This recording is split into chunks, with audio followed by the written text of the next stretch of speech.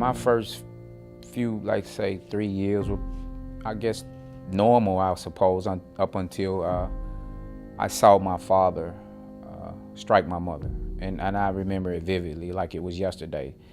I remember looking at my dad and him looking back at me, and he just stopped. And that's a scene that's etched in my young memory at 3. Beyond that point, I spent a lot of time with my grandmother, and my mother was rarely there. She was working all the time, and so I would play with my brothers and do the kind of normal stuff. And over time, we would just be left alone a lot, and we would just get into all sorts of little childish things. I would say about 5, 6, my mother married a man who accepted her at this time with 5 children. And we moved out to Northeast Nashville, the Parkwood area, and things were pretty normal the first 2 years. But after that, my stepdad became an abusive individual, and the living arrangements were just like, my terms were like living in hell. And so we went I guess you could say a lower middle class neighborhood. And I figured we didn't belong there, because there were times we didn't even have food to eat. And there were times when we would go shopping for school clothes, and it was just the worst type of stuff, and going to school, 3rd grade, I remember just being talked about because of the clothing that we had on. Just some of that shame caused me and my brothers to go out, and we would begin to steal things out of stores, and that would graduate as we got older, 5th, 6th, 7th, 8th grade, to things like burglaries, and one thing led to another, auto theft. And I found myself in a juvenile detention center at age 16, and I was there for about 6 months. But in that period, while I was on pass, me and my stepbrother, we rode down Nolensville Road, almost to the end, away from town, and I committed my first robbery. And I got away, so I thought. On one particular robbery, I went into this place, I shot a gun into the floor, the bullet ricocheted, and it hit a guy. He died about 72 hours later. That was April the 24th, 1989. May the 5th, I was arrested. In less than a year, I pled guilty to a life and 20-year sentence. And from 1989 to 2015 of June, I was caged for that period of my life, which was a 26-year period at 7 different prisons. And I had many different experiences in prison, many violent experiences in prison, family reunions in prison. In fact, I met my oldest brother from a different mother while I was in prison in 1993, Attorney Center Industrial Prison and Farm, which was pretty much the worst prison that I had ever been a resident. I saw like 13 different murders. I was in a gang fight due to one of my brother's issues of jumping into a fight trying to help his friend, of which he was right, but that's a retaliation thing. My sister was murdered while I was in prison at that place, and I became a victim. And my father had passed away. I remember going to the wake and looking at this casket and looking at this man and not even knowing who he was. I didn't have an emotional attachment to him. In fact, to quote a verse out of a song from Tupac, it was, my anger wouldn't let me feel for a stranger. And that was in 95 when my dad died, but it really hit me hard when my sister died and they took me to the wake, because I knew who she was. And it was through that transformational experience that I realized what I had done. And by that time, I had made a decision to change my life, to try to become a better person. But when you struggle with the prison, within a prison, and that prison being guilt, that prison being shame, it's a lot it's difficult because nightmares, being around people who are trying to persuade you to do negative things, people trying to find ways to bring you into sexual encounters. I mean, prison life is it's like a jungle of individuals who are trying to adapt to an artificial environment, and there's like this pecking order. And unfortunately, if you're not willing to be violent, you will either be taken advantage of, become somebody's boy or somebody's sex slave, or you'll put yourself at risk for potentially being sentenced for something else. There were times when, you would have to be forced to be a strip search, which there was a visual aid of, your whole body, your mouth, your cavities, from bending over, squatting to coughing, everything. Just, it's a complete takeover of your body, a total control. And living with strangers, people who were like you in some sense, from having committed crimes, and trying to find a semblance of real life.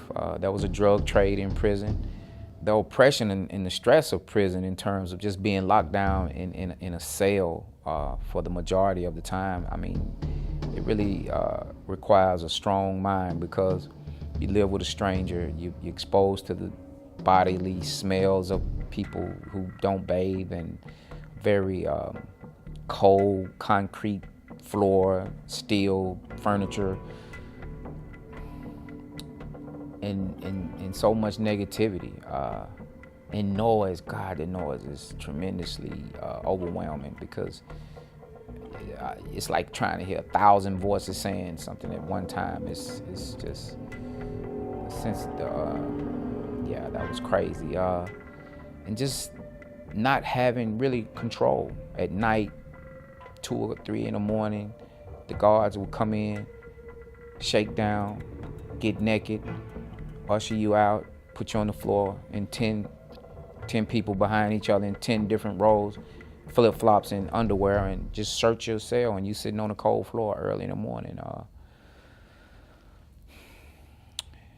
And facing the gangs. I mean, that was something that if you really didn't have some wherewithal about yourself, you wouldn't make it. It was so overwhelming that I had made a decision to take my life, because I knew that wasn't who I was, but I also knew that I had done that horrible thing. And I remember being on the 5th floor at CJC, the Criminal Justice Center, going around collecting medication. And one day I took about 30 or 40 pills, and it put me to sleep. And that was my decision, that rather than deal with an uncertain future, I'll just go and take myself out, because I didn't see a point in living. And when I realized that I was not dead, I had awakened, and I sort of literally pinched myself to see if I was alive, because I was certain that I would die. When I came to my senses, I just made a vow. I said, whoever you are, God, I'm gonna try to do the best that I can do, and if you can help me get rid of this feeling of guilt, I'll do the best that I can to be a better person. I began to study with some Muslim brothers who I believe were the best examples in conduct at prison. And so they let me hang up under them. That's how I actually got this name, Rahim. And reading was a requirement, studying was a requirement. And as a result of those experiences, I was able to acquire my GED. And the biggest transformation came much later in my life, after I had been transported to Riverbend Maximum Security Prison and Farm. And it was there that I heard that they were bringing college students in from Vanderbilt Divinity School. And so I signed up, and they told me I did not qualify because I had no previous college experience. And I just felt like that was wrong. And so what I would do, because I had reached a point where I was the president of an inmate organization. And when the students and the professors would sit down and start class, I would go look into the window. And in looking into that window, third or fourth time, a lady came out. It was a white lady. And she said, "Young man, why are you looking through this window?" I said, "Ma'am, I believe I should be in that classroom." And she asked me, could I write an essay? I said, "Yes, ma'am." I really didn't know if I could because I barely passed my GED. But I went back and I worked on it for a week. And I took it back to her. And in a week, I was taking Vanderbilt Divinity School graduate level courses. And I was able to interact with college students, professors, and with no previous graduate level fundamentals, I was able to just be myself. And it was a struggle, but it helped me to see that I had something more inside to offer. And so in June of 2015, June the 25th, I was released from prison here in Nashville, Tennessee. And I immediately enrolled in American Baptist College. I gave myself at least 4 or 5 months to just try to get acclimated, still trying to get acclimated. And I took my first job in Costco. I worked for Club Demonstration Services. I was passing out samples of food and things like that. And eventually, I got a job with the Children's Defense Fund Nashville organizing team. And I've been working with that team ever since. And our mission is to disrupt and dismantle the cradle to prison pipeline. And I go around the state and other states and cities, and I talk about some of the realities of what I experienced and what kind of, led me into prison and what that pipeline looks like. I'm grateful to be a part of society again, and I know that my life is just not my life, and I owe my life in some ways to society, to try to be an example of not only change, but to be someone who can bridge gaps and help others to see that although you may have dark times and dark moments, the human spirit is resilient. You can do whatever you put your mind to. It may take a long time, and I was in prison for over a quarter of a century, but I never believed, after that attempted suicide, I never believed that I would die in prison.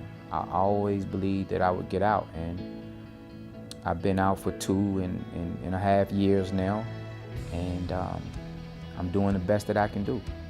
When I looked at the world, I believed that it was a magnificent construction, and I believe that something created it. I just don't know what that something is, and that I reached a point where I believed that something was inside of me. And believing that helped me to face those times when I faced death in prison. I could have died in prison. But seeing some people actually get out of prison, some people leave death row and get out of prison, that gave me hope.